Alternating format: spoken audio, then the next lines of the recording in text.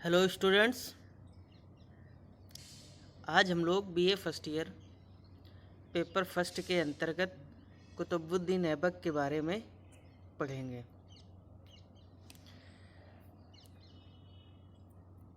अब आपका जो सिलेबस है वो वहाँ पर पहुँच गया है जहाँ से हम लोगों को सल्तनत काल के प्रमुख 5 वंशों के बारे में पढ़ना है। ठीक है, उसमें से पहला वंश जो है वो है गुलाम वंश।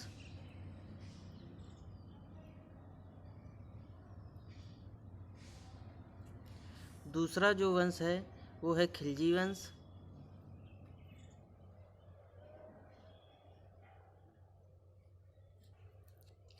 तीसरा जो वंश है वो है तुगलक वंश।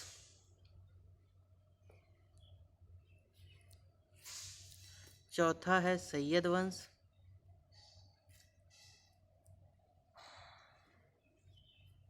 और पांचवा है लोधी वंश।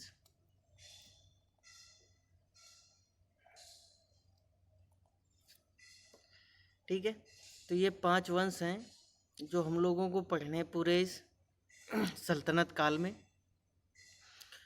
और आज से आप लोगों के पहले वंश यानी कि गुलाम वंश की स्टार्टिंग हो रही है, जिसमें से पहला जो सुल्तान है वो है कुतुबुद्दीन ऐबक। ठीक, तो इसलिए ये पांचों वंश आपको याद रखने ज़रूरी हैं और इनके जो टाइम पीरियड है, ठीक है, जैसे गुलाम वंश कब से कब तक है तो 1206 से 1290 ईस्वी तक। ठीक, वहीं खिलजी वंश 1290 से 1320 तक। उसके बाद तुगलक वंश 1320 से 1414 तक। उसके बाद सैयद वंश 1414 से 1451 तक। और उसके बाद लोधी वंश 1451 से 1526 तक। ठीक, तो ये इनका टाइम पीरियड है जो आप लोग याद रखिएगा। तो चलिए हम लोग सीधे कुतुबुद्दीन ऐबक को स्टार्ट करते हैं और उसके बारे में जानते हैं।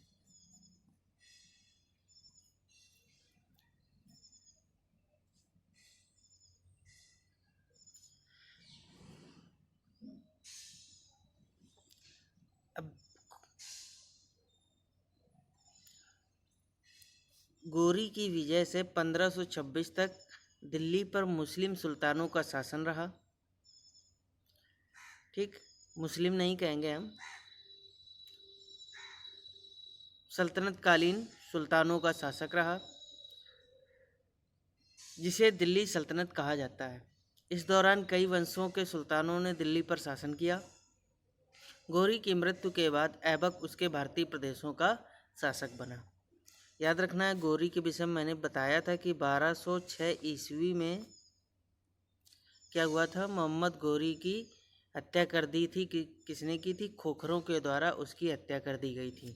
ठीक है, तो ये भी मोस्ट इम्पॉर्टेंट पॉइंट है कि खोखरों किसके द्वारा गौरी की हत्या की गई, तो खोखरों के द्वारा, खोखरों के द्वारा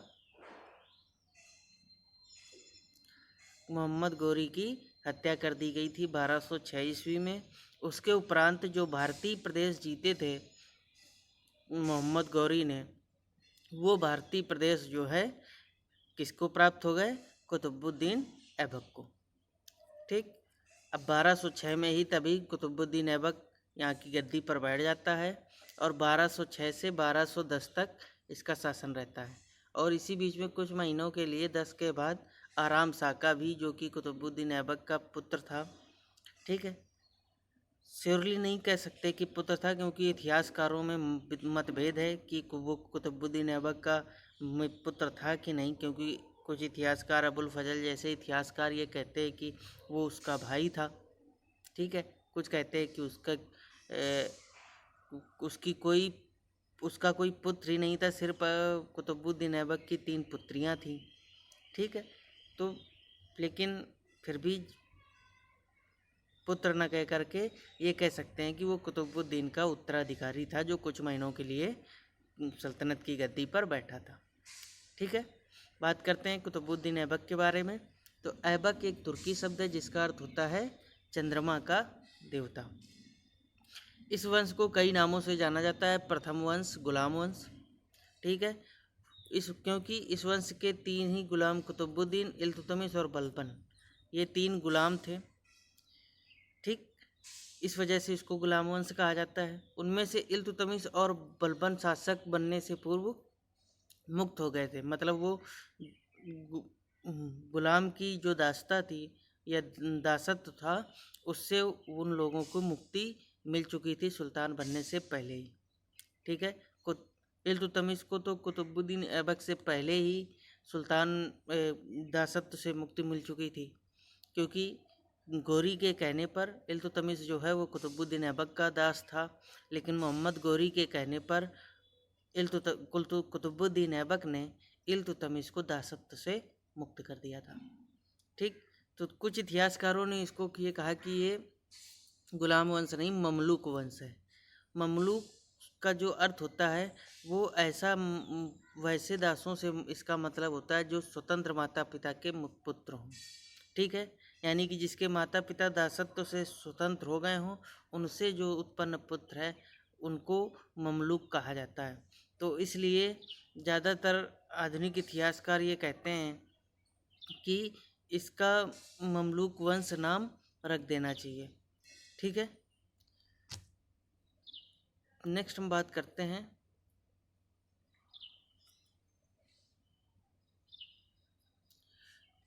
नेक्स्ट इसका नाम मिलता है प्रारंभिक तुर्की वंश, ठीक है। ये कहा गया कि इस वंश का नाम प्रारंभिक तुर्की वंश रख दिया जाए।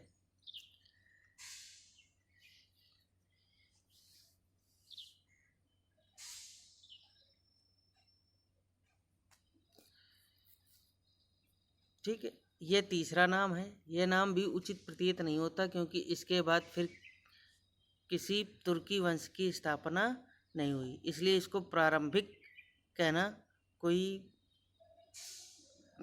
औचित्य नहीं बनता। या तो फिर इसको कह दो कि पूरा तुर्की वंश कहो सीधे, ठीक है ना। नेक्स्ट है इलवारी वंश।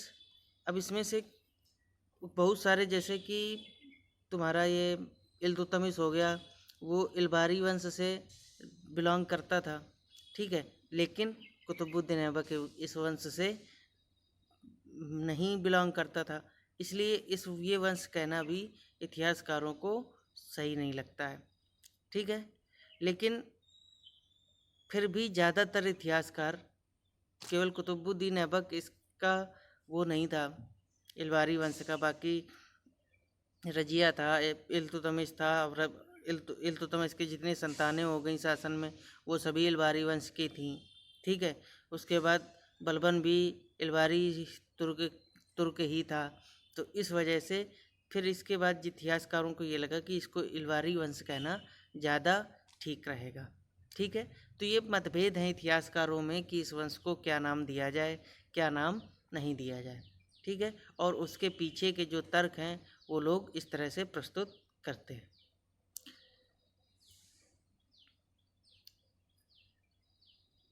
अब हम लोग बात करते हैं सीधे कुतुबुद्दीन ऐबक के बारे में। मोहम्मद गौरी का कोई उत्तराधिकारी नहीं होने के कारण प्रांतीय राज प्रतिनिधियों ने शीघ्र ही अपने अपने अधिकार क्षेत्रों में अपनी शक्ति स्थापित कर ली। जैसे गजनी के सिंहासन पर किरमान का शासक ताजुद्दीन यल्दूज, ठीक है। तो मुख्य रूप से 3 व्यक्ति थे जिनके नाम आपको याद रखने हैं, जो इस समय प्रमुख सत्ता में आए। पहला यल्दूज, और दूसरा कुतुबुद्दीन ऐबक, और तीसरा नासिरुद्दीन कुबाचा, ठीक है। तो इन तीनों में सत्ता को लेकर के कुछ वो था, मतभेद था कि कौन मोहम्मद गौरी की गद्दी पर बैठे, किसका शासन हो। तो इन लोगों ने जो है, इन लोगों के बीच शासन का बंटवारा हो गया। जैसे गजनी का जो शासन है वो किसने हथिया लिया? ताजुद्दीन यल्दूज ने। वहीं अगर हम बात करें नासिरुद्दीन कुबाचा की, तो उनको मुल्तान और उच्च, ठीक है, इन क्षेत्रों का वह शासक बन गया। और बचा हुआ बाकी भारतीय प्रदेश जो था, ठीक है, उस पर कुतुबुद्दीन ऐबक का शासन हो गया, ठीक। इस तरह से आप लोग याद रखेंगे 3 नाम। यल्दूज कहाँ पर? गजनी में। नासिरुद्दीन को बचा कहाँ पर? मुल्तान और उच्च में। और बाकी बचे हुए भारतीय प्रदेशों पर किसका? कुतुबुद्दीन ऐबक का। कुतुबुद्दीन ऐबक के उत्कर्ष से ताजुद्दीन यलदूज को बड़ी ईर्ष्या हुई और वह पंजाब पर प्रभुत्व जमाने के लिए उससे लड़ बैठा। कुतुबुद्दीन ने यलदूज को परास्त कर गजनी से खदेड़ भगाया तथा उसे 40 दिनों तक अपने अधिकार में रखा, परंतु गजनी के लोगों ने उसकी जातियों से उपकर अपने उद्धार के लिए यलदूज को गुप्त रूप से आमंत्रित किया। यलदूज इस अवसर से लाभ में नहीं चूका और अचानक एवं अप्रत्याशित रूप से आकर के कुतुबुद्दीन ऐबक शीघ्रता से भाग गया। ठीक है, यानी कि यलदूज ने आकर के एकदम से आक्रमण कर दिया और कुतुबुद्दीन ऐबक भारत वापस आ गया। इससे भारत एवं अफगानिस्तान के बीच राजनीतिक एकता की संभावना जाती रही और ये बाबर की दिल्ली विजय तक पूरी नहीं हुई। कुतुबुद्दीन केवल भारत का सुल्तान रह गया। 4 वर्षों से कुछ अधिक शासन करने के पश्चात चौगान या पोलो का खेल खेलते समय घोड़े से गिरकर 1210 ईस्वी के नवंबर मास के आरंभ में लाहौर में उसकी मृत्यु हो जाती है। ठीक है, यानी कि इसका गजनी के शासक यलदूज से संघर्ष होता है। उसमें प्रारंभ में कुतुबुद्दीन ऐबक सफलता प्राप्त कर लेता है और गजनी में लगभग 40 दिनों तक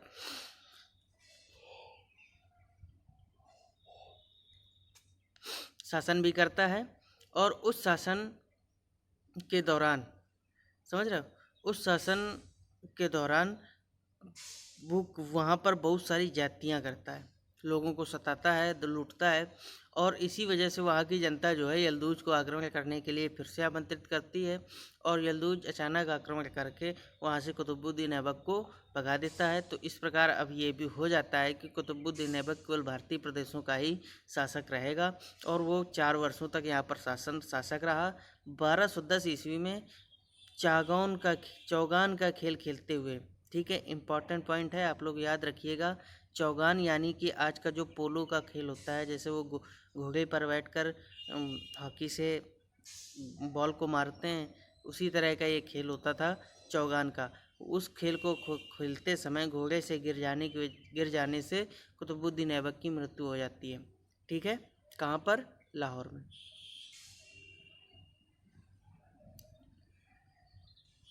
अब मिनहाजुस सिराज ने कुतुबुद्दीन ऐबक के बारे में क्या कहा है? उसने कहा है कि कुतुबुद्दीन एक वीर एवं उदार हृदय वाला सुल्तान था।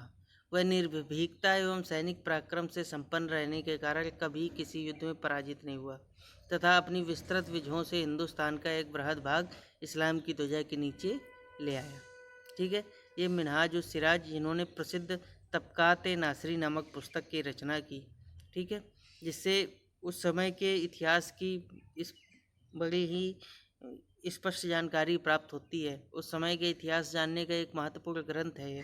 ठीक है, तबकात-ए नासिरी, नाम याद रखना।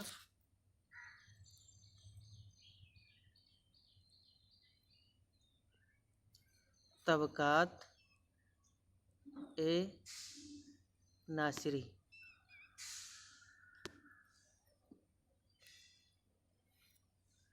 ठीक है, तबकात-ए नासिरी।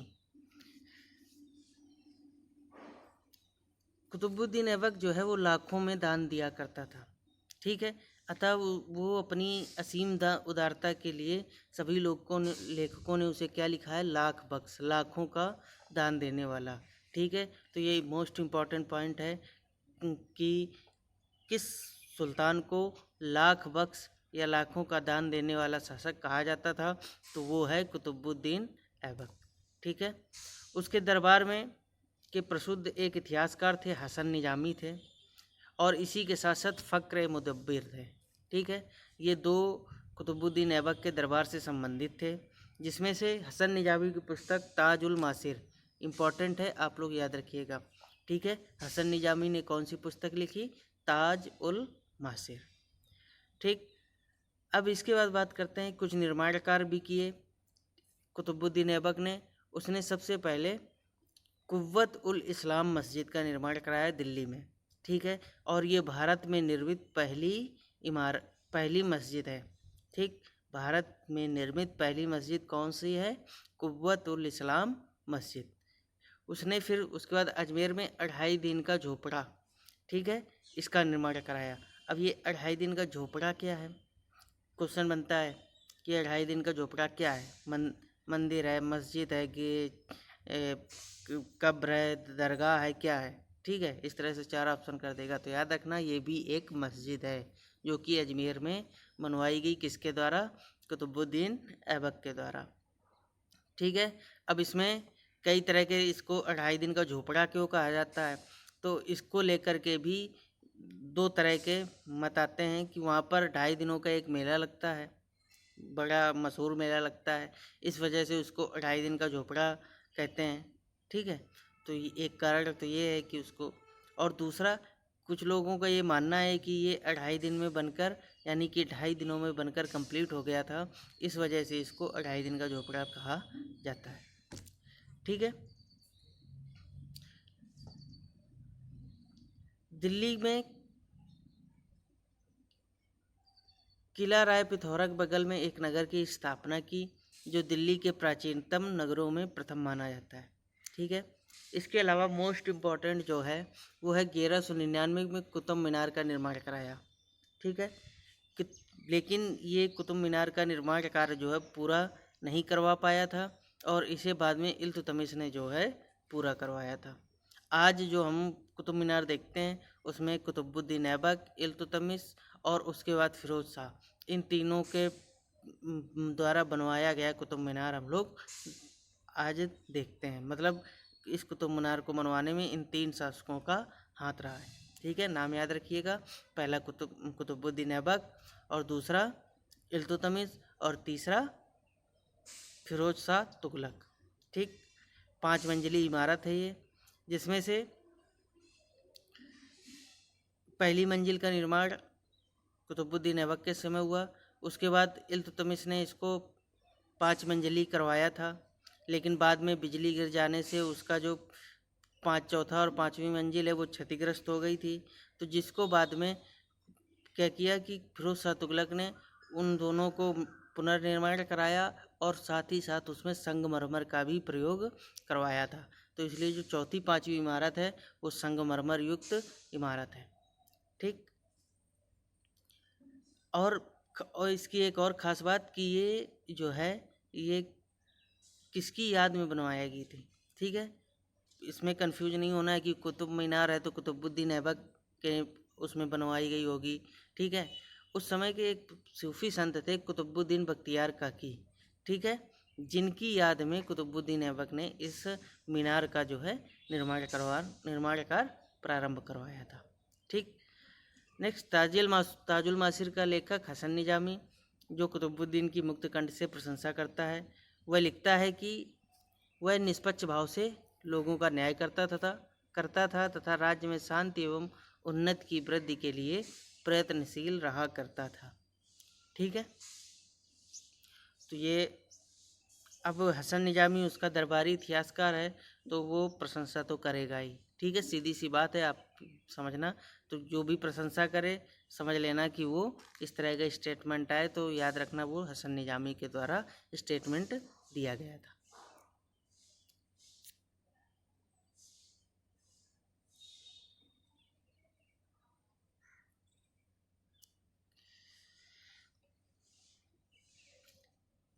ठीक,